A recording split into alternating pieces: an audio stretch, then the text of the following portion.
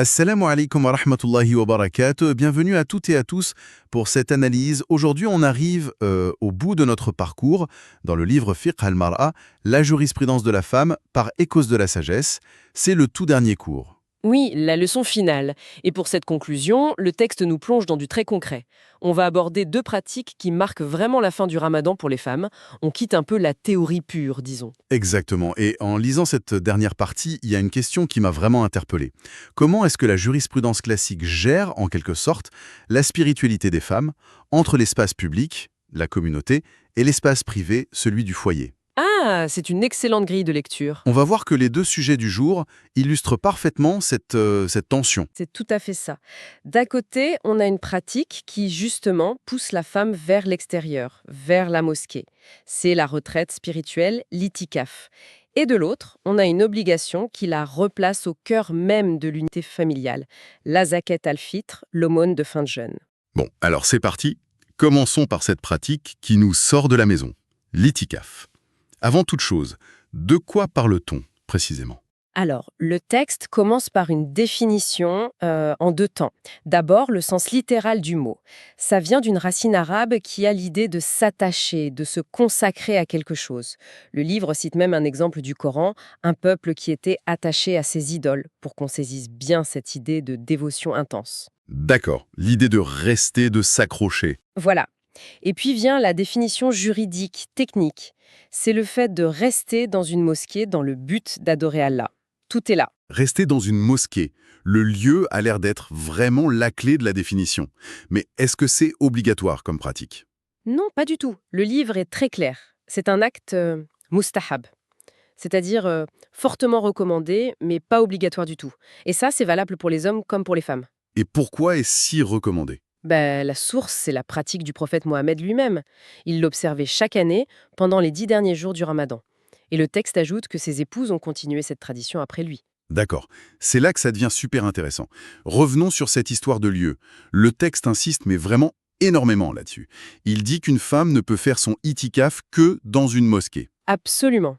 On pourrait penser que, pour des raisons pratiques, d'intimité peut-être, la maison serait une option. Mais non. Non, et c'est un point sur lequel l'auteur insiste lourdement. Faire sa retraite à la maison, même si on a une pièce dédiée à la prière, ce n'est tout simplement pas un étiquette valide selon la perspective présentée ici. C'est la mosquée et uniquement la mosquée. Attends, c'est quand même un point assez contre-intuitif. On imagine que pour une femme, le foyer pourrait être privilégié. Pourquoi cette insistance absolue sur la mosquée? Le texte donne des preuves? Oui, et la preuve avancée est une anecdote très parlante, un hadith rapporté par Aïcha. Elle raconte qu'une des épouses du prophète faisait l'itikaf avec lui, à la mosquée donc. D'accord. Et pendant sa retraite, cette femme a eu ses menstrues. Et là, au lieu de rentrer chez elle, eh bien, elle est restée dans la mosquée. Elle a juste pris des précautions en mettant un récipient sous elle pour ne pas souiller l'endroit. Ah, d'accord, je vois le raisonnement qui se dessine. Exactement. Le raisonnement que l'auteur en tire, c'est que si la retraite à la maison avait été une option valide, le prophète lui aurait certainement suggéré de rentrer pour que ce soit plus simple et plus confortable pour elle. Loïc. Le fait qu'elle soit restée est donc vu comme la preuve qu'il n'y a pas de plan B. La mosquée est le seul lieu possible. C'est fascinant de voir comment un détail aussi pratique devient le fondement d'une règle aussi stricte.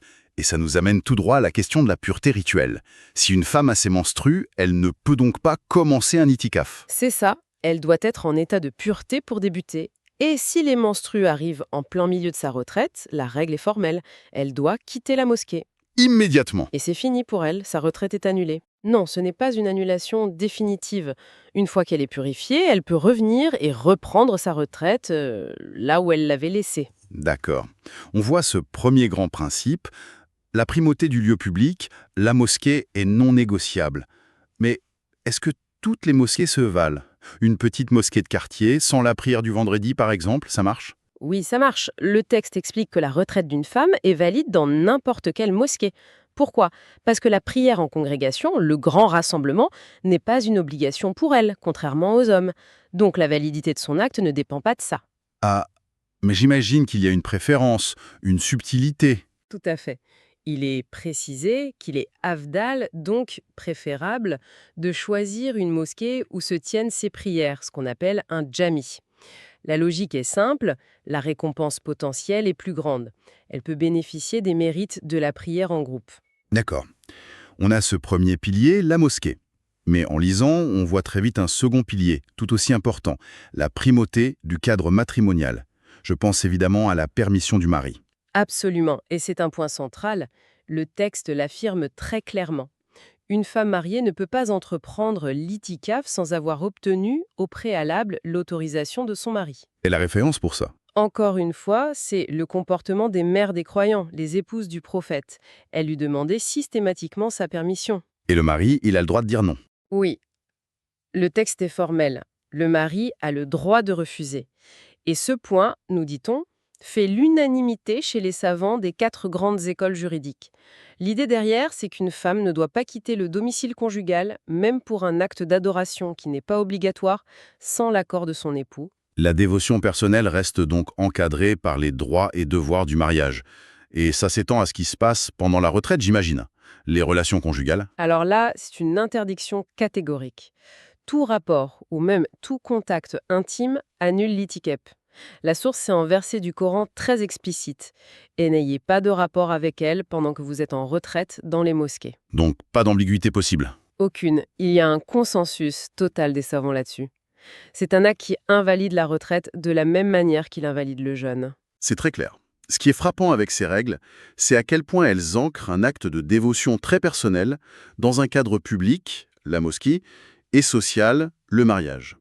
La spiritualité n'est jamais complètement détachée des structures collectives. C'est une excellente synthèse. L'étikaf, tel qu'il est décrit ici, ce n'est pas une fuite du monde, mais une immersion spirituelle qui doit composer avec les réalités sociales. Alors justement, on vient de parler d'un acte de dévotion très individuel qui se passe à la mosquée. C'est intéressant parce que le deuxième sujet, la zakat al-fitr, nous ramène à une dimension totalement différente. Une obligation financière définie par les liens familiaux. Exactement. On quitte la mosquée pour retourner conceptuellement au cœur du foyer. Le texte définit la zakat al-fitr comme une aumône, oui, mais une aumône de nourriture. Et son obligation prend effet à un moment très précis, le coucher du soleil du tout dernier jour du ramadan. C'est l'acte qui clôt le mois, en quelque sorte. C'est ça, qui purifie le jeûneur et scelle la fin du mois. Et qui doit la donner? C'est le chef de famille qui donne une somme pour tout le monde? Le principe de base est très inclusif. C'est une obligation individuelle pour chaque musulman. Homme ou femme, libre ou esclave, adulte ou enfant. Le texte rappelle que le prophète l'a imposé à toute sa communauté en ordonnant qu'elle soit payée avant la prière de l'Aid pour que tout le monde puisse célébrer. D'accord. Mais si c'est une obligation pour chaque individu, ça veut dire qu'une femme mariée, en principe, devrait la payer elle-même avec son propre argent. C'est la question logique qui suit, et le texte y répond sans la moindre ambiguïté. Non, ce n'est pas à elle de la payer. C'est le mari qui a l'obligation de s'en acquitter pour son épouse. Et pas seulement pour elle, mais aussi pour leurs enfants. Ah, d'accord. Et quelle est la justification derrière cette règle? Si l'obligation est individuelle, pourquoi le paiement est-il délégué? Le raisonnement, c'est que le paiement de cette zakat fait partie de ce qu'on appelle la nafaka, c'est-à-dire le devoir de subsistance financière du mari. C'est vu comme une extension de son obligation de nourrir, vêtir, loger sa femme et ses enfants. Donc, ce n'est pas juste une taxe religieuse, c'est intégré au rôle de pourvoyeur du mari. Précisément, l'auteur renforce ce point en citant des preuves charia. Un verset du Coran qui dit à l'homme de dépenser pour sa famille selon ses moyens, et un hadith où le prophète explique que le droit de l'épouse est d'être nourrie et vêtue par son mari. La zakat al-fitr, étant une aumône de nourriture, s'inscrit parfaitement là-dedans. C'est une logique très cohérente. Mais la vie n'est pas toujours simple. Que se passe-t-il si le mari est en grande difficulté financière et n'a juste pas les moyens? Le livre aborde ce cas pratique. Si le mari est dans l'incapacité de payer, l'obligation tombe pour lui. Il est alors recommandé, mustahab, que l'épouse s'en acquitte elle-même, mais seulement si elle en a les moyens.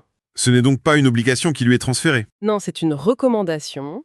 Le texte s'appuie ici sur un dicton prophétique qui établit un ordre de priorité dans la charité.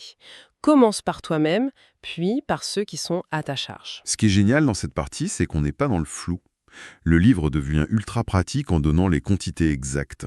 Oui, et c'est un détail qui ancre vraiment la pratique dans le réel. La quantité est fixée à une mesure ancienne, un sa. Et pour que ce soit parlant, le texte décompose cette mesure. Un sa, c'est 4 muds. Et un mode, c'est quoi concrètement? C'est là que ça devient très visuel. Un mode, c'est la contenance des deux mains jointes d'un homme de corpulence moyenne. C'est une image très poétique en fait. Ah oui, l'aumône n'est pas une somme d'argent froide et abstraite, mais une mesure très humaine, très charnelle, ce que tes deux mains peuvent contenir. Ça la rend beaucoup plus personnelle. J'aime beaucoup cette image. Et pour être encore plus concret, des équivalences en poids modernes sont données. C'est ça, le texte fait le pont entre l'ancien et le moderne.